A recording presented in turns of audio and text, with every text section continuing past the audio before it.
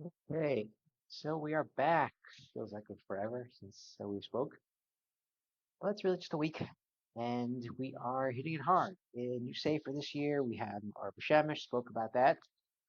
Calling us Talmud Epstein, Talmud of the Magid of Zensk, Villanov of Zensk, Talmud of the Baal Shem Tov.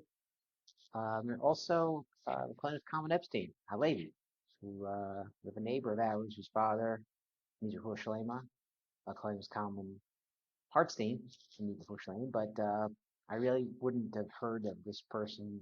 But Hartstein talks about this Rebbe, and his name came up a couple times. I was learning the other sefer, and I said this year we're gonna learn Marva Shemesh. And this week, second week, first week really hit it hard with my chavrusas, Sammy and Mark. Um, um, so I dive right into it. One of the most complex figures I think of maybe all Tanakh is Noach. He was great. He wasn't great. He could have been better. He could have been worse. Compared to Abram, he was nothing. Compared to nothing, he was somebody.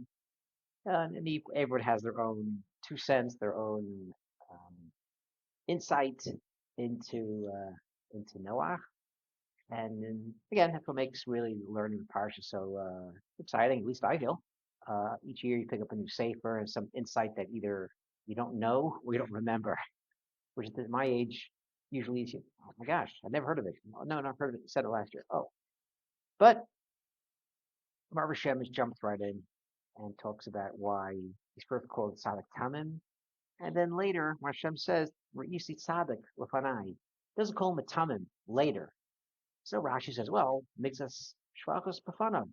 Hashem's talking to Noach, not think of praising the crazy. You don't really want to give someone too much ego. So Tzaddik, but really, he really was Tzaddik Tamim. So it sounds like he's a greater tzaddik than regular tzaddik. Tzaddik tamim complete. Tamim sounds like that greater. And Shemesh goes the other way with this one. Shemesh says the tzaddik tamim is not as great as being a tzaddik because tzaddik tamim, like Yaakov, tam, ish tam, yosh vahalim. We know the guy, the one of the sons at the seder was tam, plain, and the same show. Yeah, here we go. Marva Shemesh says tamim is that he learns, he davens, but it's really all he does. Not that that's something that's not important. Obviously, that's very important, but that's all that's to him. Asking about the Yankees, asking about doing chesed, asking about playing ball, asking about anything else, helping people, gunished. Can't talk to him. Politics, nothing. Talk about the army, nothing. Talk about Eretz Yisrael, nothing. So this person he sits by himself in shul, and again, we all know people like this. They're happy about themselves. They don't talk to anybody. Someone knows what, ask what time it is. They'll tell you what time it is. But really, they do Torah once in a while, and they have their sefer, Simchas Torah. Those guys in the corner that really don't want to dance, they just have their sefer and their yeshivish on Rosh Hashanah, Simchas Torah. They're learning, they're davening. That's a tzaddik tamim, someone who's like simple and who's serving Hashem on that level. And the Marva Shemesh is not crazy impressed with this because that leads you to a life of just you and Hashem. You're not going to affect other people. You're not going to learn from other people. You're not really going to grow. And you're not going to really embrace all that the world offers. There's so much out there that Hashem put in the world. And our job is to really understand the world, how it connects, how it relates to Kedusha. It's not just Torah, but walking in the streets, meeting people and different midos and how to make a good impression on people, how to inspire people, how to help people. That's life. That's really what we're trying to do. Is not just bring kedusha to every facet of our life with other people. And someone who just a tzaddik tamim just sits by himself in a corner with the sefer. Okay, it's not as great as a tzaddik. So when Noach starts this process, he's a tzaddik tamim. He's by himself, and he does his thing, but he's not really affected by the people. No one affects him. Maybe he's on his own block. He has his own mansion, his own estate, whatever. That's his thing. Later, his job is to now go out of his Dalamos, literally, His job is to spend 100 years, 120 years to now plant trees, making a teva. To now, he has to go out of his comfort zone. Hashem says, now you're going to be a tzaddik. You're not going to just be a tamim by yourself. You're going to be a real, full-fledged tzaddik. People are going to ask you what you're doing, and you have to explain to them. Well, Hashem told me y'all are going to be destroyed and because of bad ways, and we have to do tshuva, and that's going to be his life. You know, it's not what he wants to do, but that's what he now has to do, and this is a change that Noach is going to go through. And Meor vshemesh hits this harder in another point because it says tzaddik haya b'derosov, and haya is kind of hu b'derosov. He was great in his generation. Haya is a lashon of simcha. Lashon of simcha, right? He is a sad thing, machashverosh, and haya is a lashon of simcha. And this Noach was a happy guy. Perhaps this is why Hashem was impressed by him. Not matzachein b'nei Hashem. We don't know anything else really that he did. But perhaps this thing that Hashem saw in Noach, that he's the one to save the world. There were many worlds before. The Medrash talks about the worlds come and they go. And Hashem was ready to just put the switch on this one. But Noach found the sumchein of Noach. Perhaps it was that he served Hashem b'simcha, which is fantastic. But you have to now take this and speak to the people, try to impress the people, try to get people to do tshuva. It's not just being b'simcha in your house, in your dal amos. Your job is to be a tzaddik, is to now have hashpah on other people, and that's really what was impressive about Noach. Because the truth is, when you're a tzaddik, there's several ways you can become sad. Someone who's a tzaddik is in a bad mood. That's a problem. Well, you know what? I could do better. I really should learn better. I could more tzedakah. I should be more active in shul and things like that.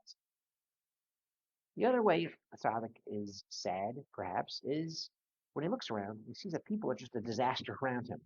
He's trying to do the right thing. He's trying to get people to come to a shiur. He's trying to get people to help out a minyan, buy a shidduch house or something, and no one's into it. Some people just get sad and they get upset by that, but not Noach. Noach, Hayya b'derosov, nothing affected him. He was consistent. He was happy. No one bothered him. He didn't bother anybody. And this is what the change is going to take place. So perhaps we could say that the 120 years that it takes Noach to build the teva wasn't just to try to get the people to do tshuva, but this was really for himself. This was a chance for Noach himself to change and change the world. Perhaps this is what was needed for Noach to now be the new father of mankind, this change. And as I was thinking about this on Wednesday, it came to my mind somebody else who's so similar to this story. So in my mind, and so Wednesday morning, I'm learning this, and I'm thinking, this is so interesting because our good friend Yonah ben Amitai, he's also very similar to Noah. Yonah, we know, actually maybe we don't know, but there's as we're learning the Gemara this week in our Masechta Chabura, the Tosfos talks about some space Sho'eva, it was the day of Simcha, they were dancing, and the Prince Tosfos quotes this Gemara in Yerushalmi that Yonah was a regular dude, but when he came to some space Sho'eva, came to the base of Mikdash, and he was so inspired and so besimcha, he got this level of nevuah. The Rambam says you can't get nevuah unless you're besimcha. And this is what triggered Yonah to be a navi, is the level of simcha. So far, exactly like Noah. Noah comes to simcha, he's besimcha. Hashem speaks to him, Hashem speaks to Noah. But again, the parallel carries on, because Yonah is now going out of his comfort zone. Hashem says to him, yo, you got nevuah, only one little catch. You have to now go to Nineveh. You have to now speak to the Goyim. They're going to actually destroy your base of Mikdash. You have to get to the tshuva. And this is against the teva of Yonah. Just like it was against the teva of Noah. To be with other people, help other people. I'm besimcha by myself. Yonah too. Yonah is besimcha. And now Hashem says you have to go now do something that you don't want to do out of your comfort zone. And I said this to the rabbi, and the rabbi says another parallel has to do with water. Yonah has to go through water to get to Nineveh, and Noach has to go through water as the Mabul to get to his endpoint. So there are a lot of very interesting parallels to do with Simcha.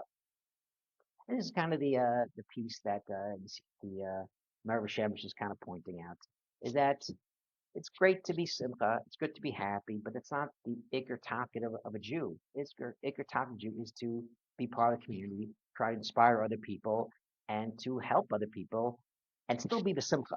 Everyone remembers their favorite Rab, their favorite Rebbe, who talked about the Mets, talked about something, other things other than Gemara, or someone's besimcha. If you're not besimcha, you're not going to be able to impress or influence other people. There's always people that are really in a good mood.